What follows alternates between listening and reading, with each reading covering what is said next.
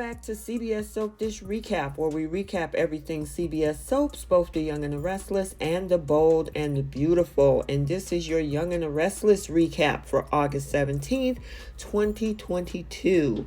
And we're going to unpack in this episode how Kyle's surprise dinner date was derailed when Summer saw her mystery meeting with her mom, a lady, and her grandma. We also have a trick that Lily pulled on Devon, which makes him incensed at Nate. So make sure you're subscribed to the channel to receive all updates, and let's jump into this. So we start off over at the ranch because Nikki is wondering in conversation with PHYLLIS if she's already started to take steps on damaging Diane Jenkins' reputation yet. Now, PHYLLIS points out to her that it's going to take a little bit of time, and she's acting like she's the only one doing the real work here. However, Nikki did note that she got a meeting with this LA-based reporter regarding a Juicy Diane story when she originally came there for Ashland Locke. Good way to get her off that trail. After PHYLLIS convinces Nikki to let her join in, they head off over to the athletic club roof deck so they can see Talia Morgan. So now we have Kyle over at the GCAC rooftop as he decides to surprise his wife with a little special dinner. So this surprise has some reminders of their favorite rooftop bar in Milan. Now they enjoy some special drinks and some familiar menu items. And both Summer and Kyle appreciate having this little taste of Italy. While having this little taste of Italy with her husband, she happens to notice and get distracted by PHYLLIS and Nikki having this weird meeting with each other. And it leaves Summer feeling like there's a little bit something wrong with this picture since her mom and her grandma barely get along.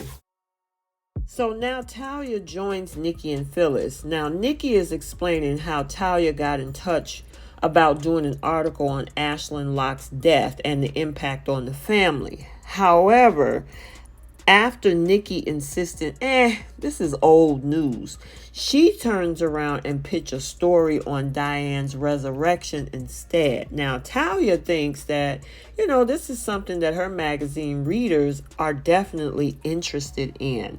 Now, once Talia shares how she wants to talk to Jack Abbott as part of her research, she also expressed curiosity about Diane's years in LA.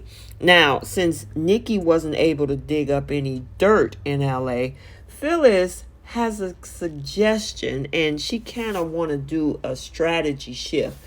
Now, she wants Talia to focus on Diane's time in Genoa City. Then, PHYLLIS and Nikki can also help her with all of the necessary access for her investigation to go.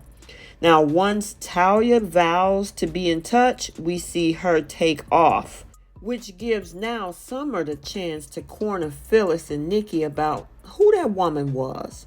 Now, Nikki, of course, says, you know what? Victor's calling. I gotta run. But she insisted Talia reached out about Ashland's story before she heads out.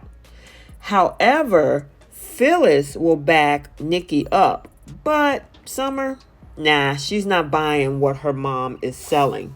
And of course she doesn't, because she know her mom is always up to some plot or some scheme or whatever. So yeah, she has the right to be suspicious. Now let's head over to Jabot. So Diane pays Jack a visit in his office after hours and realized that his dinner meeting was canceled. Now, once Diane invites Jack to dine with her at Society, he gets eventually on board with that.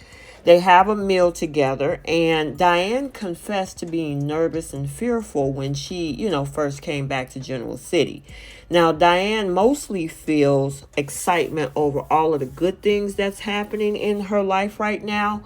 And when it comes to PHYLLIS' new job at Marchetti, Diane actually vowed to take the high road, really, and be on the lookout for her rival's agenda. Now, although Diane admits to empathizing with PHYLLIS's and Phyllis' situation and understand why she feels threatened, she wished Phyllis would just relax and see that, there's enough love to go around for everybody. Now, Diane won't think Phyllis' role as a grandmother is either at risk as well. And she points out that Summer absolutely adores her mother. They're also talking about how Jack's potential reunion with Phyllis could happen. Now, that was surprising. And Diane contends that it might still happen since Jack has opened up his heart to Phyllis time and time again before. Jack shut that conversation down, but Diane acts like it's best for Phyllis to just let go of all of the jealousy and resentment. And after, Diane suggests she should know from experience, Jack appreciates Diane's candor and insight. So that was a pretty interesting conversation. So let's swing over to Chancellor Winters. We have Elena over there looking for Nate. Now, she'll find Devon instead because Nate, of course, is not in the office. Now, Devon will sense that Elena seems a little bit upset, so he's wondering what's wrong with her.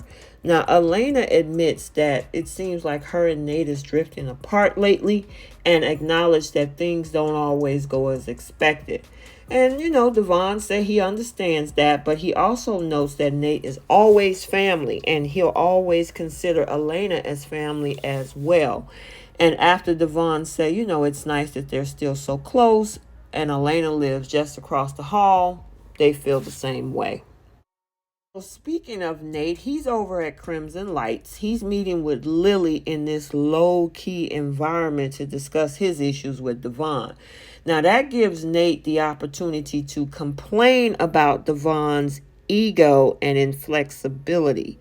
Now, Nate feels like Devon shuts down his ideas simply because they come from him.